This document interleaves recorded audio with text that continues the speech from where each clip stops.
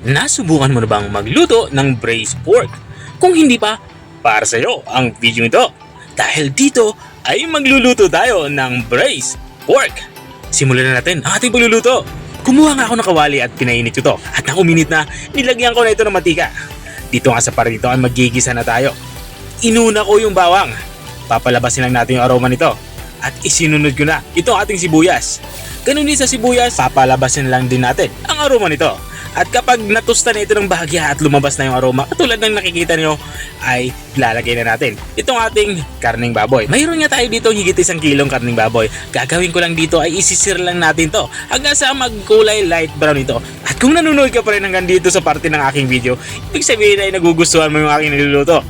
Pwede mo namang i-comment kung taga saan ka, para alam ko kung hanggang saan umabot ang aking video. At balik nga tayo dito sa ating nilulutong ulam. Dito nga sa parte ito ay naglalagay na ako pampalasa. Naglagay na nga ako dito ng oyster sauce. Saka mayroon din tayong inilagay na soy sauce. At matapos natin ito mailagay ay hahaluin ko lang ito. Magdadagdag na din ako dito ng asukal na brown at saka itong black pepper or pamintang durog. At para buong buo yung lasa ng ating karning baboy na niluluto ay maglalagay ako dito ng pork cube. Ang gagawin ko lang dito ay dudurugin ko muna ito bago ko ihalo dito sa ating sinasangkot yang karne ng baboy. At matapos ko mailagay ang mga pampalasa natin, ibubuhusan ko na ito ng tubig. Yung tubig naman ay sapat para makapagpalambot dito sa ating karning baboy. At bago ko nga ito tatakpan ay lalagyan ko muna ito ng star anise. Ito naman ay magbibigay ng sobrang bango dito sa ating nilulutong ulam. Tatakpan ko na nga ito at hahayaan ko muna ng 30 to 45 minutes o hanggang sa lumambot yung ating karning baboy. At matapos nga ng 45 minutes ay ito na binuksan ko na ito. At para nga malaman natin kung malambot na nga yung ating karning baboy, gagamitan natin ito ng tinidor. Kapag natutusok-tusok na ito ay ox na yan.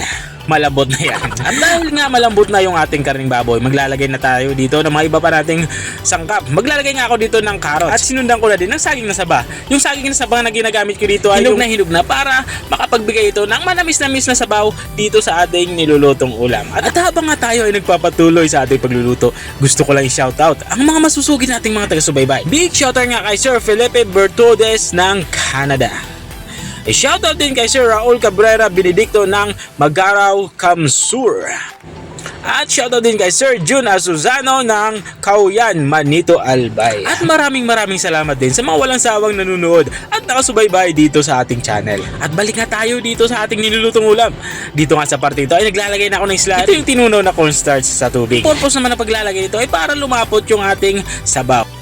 At matapos nga natin ito lagyan ng slurry ay tatakpan muna natin ito para maluto naman itong ating slurry. At makuha natin yung lapot na gusto natin. At makalipas nga ng 1 minutong pagsisimura, ito na binuksan ko na ito. Ito naman sa parting ito ay lutong-luto na nga yung ating ulam pananghalian. Ang sarap nga nito ay pare sa mainit-init na kanin, di ba? Pero bago natin ito i-serve, lagyan natin ito ng onion leeks. Pang garnish lang naman. Kung wala kayong onion leeks, okay lang naman yung spring onion. Walang problema yan.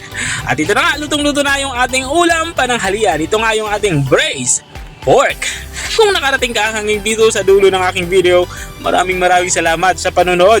Kung nagustuhan mo naman yung bago nating recipe ibinahagi, baka pwede mo naman itong i-share. O siya, hanggang dito na lang ako dahil natatakam na talaga ako. Kita-kita ulit sa mga susunod kong mga videos. Paalam! Bye-bye!